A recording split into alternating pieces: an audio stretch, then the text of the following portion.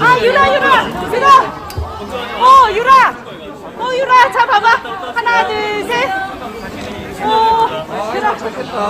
와. 자, 여기 봐보세요. 자, 얘들아, 하나. 여기 봐주세요. 하나, 둘, 셋. 아, 좋아.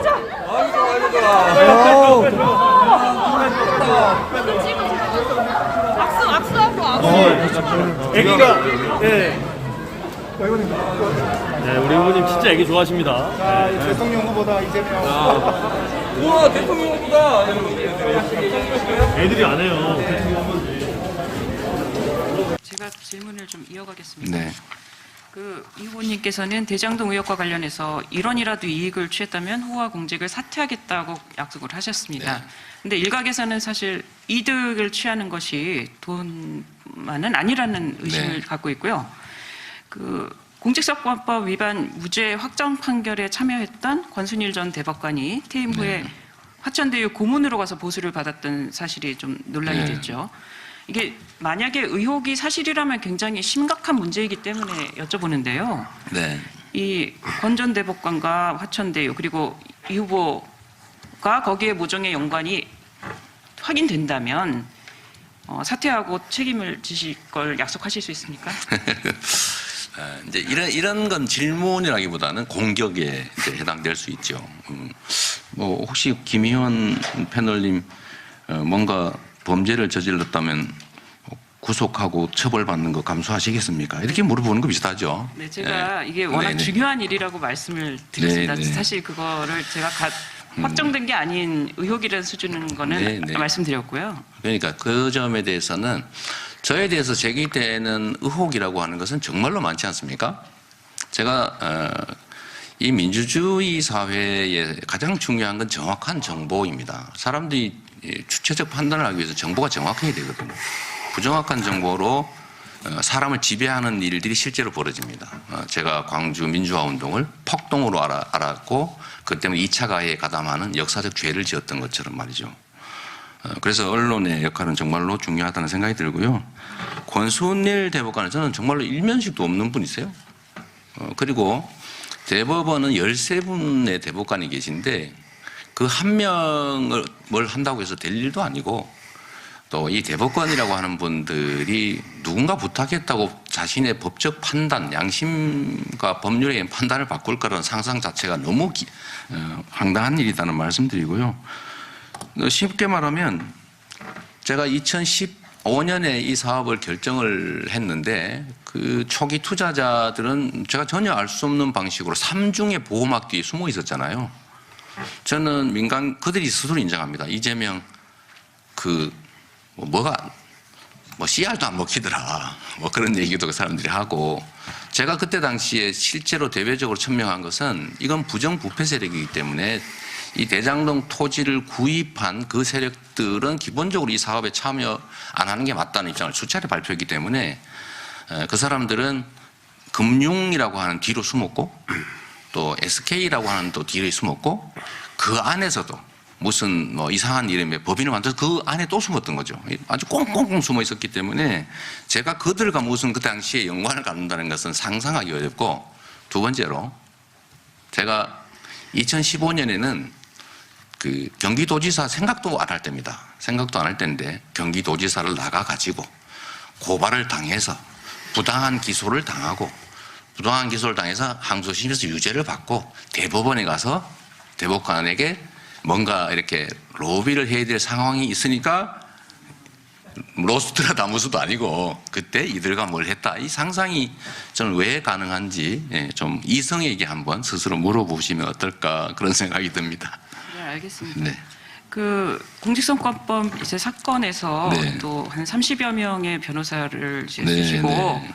이제 변호사 비용으로 2억 5천만 원을 지불했다고 네, 이제 네, 해명을 네. 하셨습니다.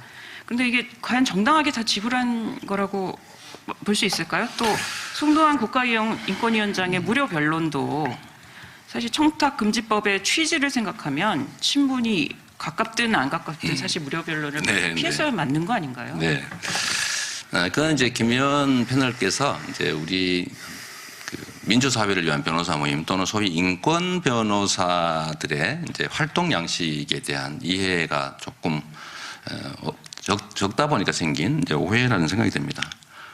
송도한 대법관을 포함한 그 세 분 전직 민변 회장들은 변론하지 않았습니다. 이름만 올려준 거죠. 만약에 이걸 이제 이익이라고 보면 그 140명 정도가 참여했던 노무현 대통령 변호사 시절에 그 변호인단은 도대체 얼마를 준 겁니까? 한 사람당 300만 원만 줘도 100명이니까 얼마입니까 이게? 140명? 그리고 저는 형사사건을 수임하면서 제가 10년 전까지 변호사를 했는데 330만 원을 통상적으로 받았습니다. 형사사건에. 그리고 많이 받으면 500만 원. 정말로 엄청나게 복잡한 뭐 무죄 사건 이러면 700만 원 정도를 받은 게 거의 최대치였던 것 같아요. 제가 선임한 변호사는 이제 법인과 개인을 포함해서 10명입니다. 10명. 1, 2, 3심 그리고 헌법재판소에 헌법소원 내는 거 수사 단계에서 한번 선임한 것까지 하면 10명입니다. 그리고 법인은 담당 변호사라는 걸 여러 명을 지정해 놓습니다. 너가 대신도 나가야 되고 하니까요. 그래서 10곳인데 제가 신급별로 3신급을 따지면 제가 2억 5천 몇백 몇십 몇만 몇천 몇백 몇원 이렇게 냈더라고요. 합쳐보니까 제가 뭐 계좌 통장으로 2개의 통장으로 다 송금했기 때문에 그건 얼마든지 확인할 수 있고요. 근데 거기 보면 평균적으로 저는 신급별로 8, 9천만 원을 낸 거예요. 한 신급 재판에. 여러분은 이게 적은 금액이라고 생각되십니까? 서민들은 보통 300만 원을 내고 받습니다. 그리고 복잡해도 1000만 원을 넘기지 않아요. 어떤 세상을 사셨는지 모르지만 기본적으로 변호사비를 뭐 억 단위로 받는다. 이거 저는 상상하기가 어려운 이 정관 문제나 이런 것들이 일상적으로 있을 거라는 생각을 왜 하시는지 이해가 안 되고요. 두 번째는 제가 사법연수원 출신의 변호사입니다. 제가 재판 준비를 상당히 많이 하죠. 제가 변호사한테 설명회가 변호사 쓰는 것보다 제가 쓰는 게 더 빠르니까요. 같이 협업을 한 건데 대개 다 제 대학 친구, 연수원 동기 친구, 무슨 인권 모임의 동료 이런 사람들이기 때문에 거기다가 제가 친구 사이에 동료 사이에 막 3억은 줬어야 된다 이런 상상을 여러분들이 왜 하시는지 궁금하고 저로서는 2억 5천 수백만 원을 낸 것도 매우 큰 돈이고 한 개의 법인 또는 한 개의 개인에게 지급된 평균 금액이 약 2천에서 3천만 원씩 되기 때문에 결코 적은 돈이 아니다라는 말씀을 드립니다. 그리고 최근에 그 말씀을 하시고 싶으신 것 같아요. 그러니까 제가 어딘가 뭐 회사를 통해서 뭐 대납을 받았다. 제가 그 회사하고 무슨 관계가 있습니까? 전혀 알지도 못하는 회사가 그걸 대신 냈다는 것이 도대체 말이 안 되는 소리고 그 얘기를 최초로 퍼뜨린 사람은 지금 고발돼서 이제 수사 중입니다. 그리고 제가 전에도 말씀드렸던 것처럼 이거는 다 계좌 확인하고 변호사 사무실에 현금 영수증 다 확인 가능하니까 확인하시라고 제가 국정감사에서 금액까지 알려드렸지 않습니까? 그리고 변호사들이 누군지는 그 대법원 게시판에 들어가면 다 나와요. 10곳 2억 5천 몇백만 원. 그리고 나름 상당히 저로서는 많이 지급했다. 2억 5천이 집 한 채 값인데 그게 왜 적다고 하는지 그 생각을 하는 분들은 어느 세상에 사시는지 궁금해요. 네, 후보님, 저희가 대장동 관련해서 대장동 너무 긴 굉장히 것 길어지고 같아요. 있는데 네. 그럼에도 불구하고 후보님이 모두 발언해서 특검 관련해서 말씀하신 게 이제 그러시죠. 워낙 중요한 얘기이기 때문에 플로어에서도 많은 질문이 올라와 있습니다. 네, 네. 이 후보님이 그동안 후보님이나 여당에서 특검에 대해서 좀 부정적인 입장을 밝히실 때 주요 논리가 네. 시간을 끈다. 네. 그 점이었는데 그렇다면은 국가기관의 수사를 지켜보고 나서 미진하면 하자. 네. 물론 국가기관의 수사는 존중해야 하지만 국민이 대선 전에 이 사건의 진상을 정확히 알고 판단해야 되는 국민의 권리와 국가기관을 존중하는 그 중에서 어떤 것이 우선이겠느냐. 그래서 국가기관의 수사를 기다리지 말고 지금 바로 특검해서 그 후보님이 말씀하신 모든 의혹에 대해서 밝히면 어떻겠느냐라는 질문이 올라와 있습니다. 네. 이 특검 만능주의적 사고를 하시는 것 같습니다. 지금 특검이 문제를 만들었다고 합니다. 그런 의혹이 있잖아요. 특검은 절대적으로 정의롭고 절대적으로 유능하냐. 그 문제에 대해서 우리가 의문도 가져야죠.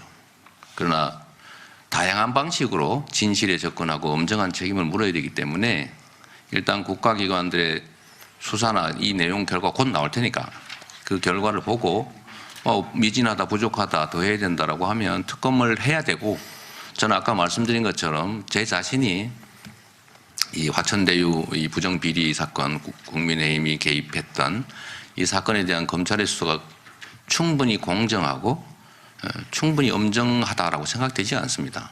그래서 저는 빠른 시간 내에 검찰이 신속하게, 엄정하게 실체에 접근하고 책임을 묻는 것 과정을 거치도록 요구하고, 또 그렇지 못하면 곧바로 이제 특검을 여야 합의를 해야 될 테니까 특검을 하되, 특검 대상도 아까 말씀드렸던 부분까지 확정을 좀 하고 특검을 하자, 이런 입장이고요.